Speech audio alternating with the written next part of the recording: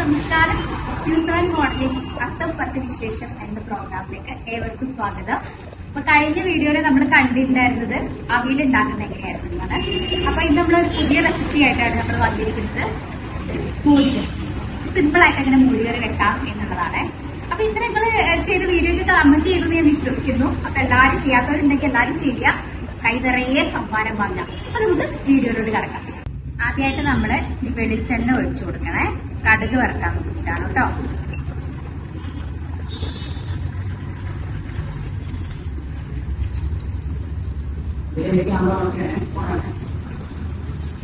കടുക് ആവശ്യത്തിന് കൊടുക്കാം. നമ്മുടെ കടുക് പൊട്ടിക്കൊണ്ടിരിക്കുകയാണ് കേട്ടോ. കടുക് പൊട്ടിയതിന് ശേഷം നമുക്ക് ഇതിലോട്ട് ഇടേണ്ട കുറച്ച് സാധനങ്ങളുണ്ട്. ഒരു തുള്ളി ചെറിയ ഉള്ളി, കുറച്ച് ഇഞ്ചി, ഒരു 2-3 കഷ്ണം വെളുത്തുള്ളി, പച്ചമുളക്, കറിവേപ്പില, ഇത്രയും സാധനങ്ങളാണ് ഞാൻ ഉപയോഗിക്കുന്നത് കേട്ടോ. ഇപ്പൊ വെളുത്തുള്ളി, ചെറിയുള്ളി, ഇഞ്ചി, പച്ചമുളക് നമുക്ക് ഇതിലിട്ടൊന്ന് വഴറ്റാം കേട്ടോ.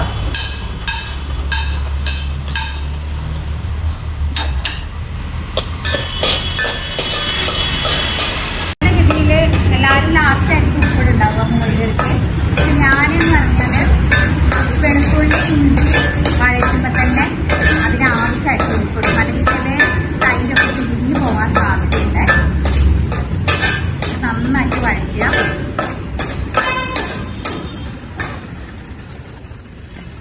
അതിലോട്ട് ശർക്കര കഴിഞ്ഞാൽ പെട്ടെന്ന് ഇത് വാടിക്കിട്ടും.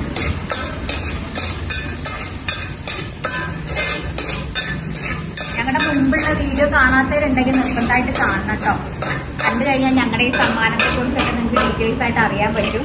അപ്പോൾ ഈ വീഡിയോ നിങ്ങൾ ആദ്യമായിട്ട് കാണുകയാണെന്നുണ്ടെങ്കിൽ അതൊന്ന് കമന്റ് ചെയ്യുക. നല്ല കമന്റ് ചെയ്യുന്നവരിൽ നറുക്കെടുത്ത് ഇതിലേക്ക് സമ്മാനം ലഭിക്കുന്നതായിരിക്കും. അപ്പൊ കമന്റ് ചെയ്യാൻ മറക്കണ്ട കേട്ടോ.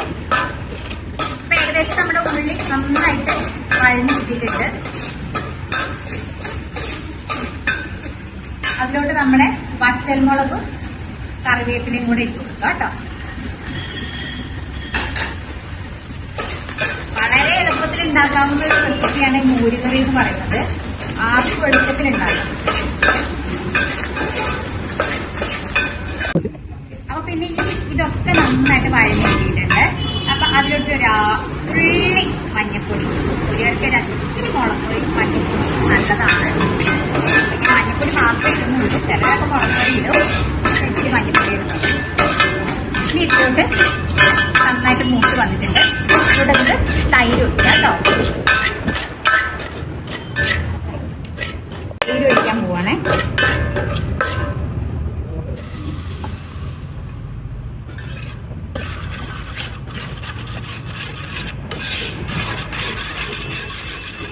തൈര് ഒഴിച്ച് നന്നായിട്ട് ഇളക്കി കൊടുത്തേ.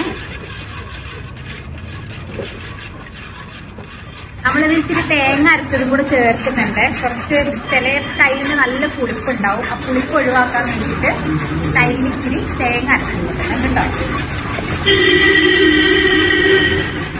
ഒരുപാട് തിളപ്പിക്കരുത്, കാരണം ചൂടാകാനേ പാടുള്ളൂ. നന്നായിട്ട് ഇളക്കി കൊടുക്കുക.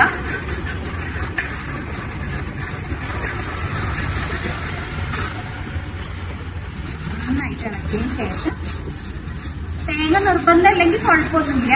ചിലവർക്ക് ആവശ്യമുണ്ടെങ്കിൽ മാത്രം തേങ്ങ നമ്മൾ ഇട്ട് കൊടുത്താൽ മതി. അല്ലെങ്കിൽ ഇപ്പൊ സാധാ രീതിയിലായാലും നല്ല രീതിയിൽ തന്നെ മൂലികറി തിളച്ചെടുക്കുക കേട്ടോ.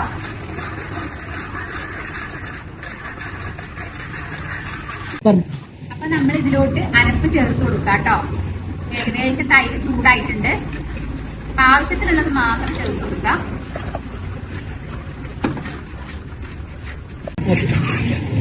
ഒരുപാട് കട്ടിയാവുകയാണെന്നുണ്ടെങ്കിൽ നമുക്ക് ഇച്ചിരി വെള്ളം ഒഴിച്ച് അതിനെ ഒന്ന് ലൂസാക്കി കൊടുക്കണം. കട്ടിയായി കഴിഞ്ഞാൽ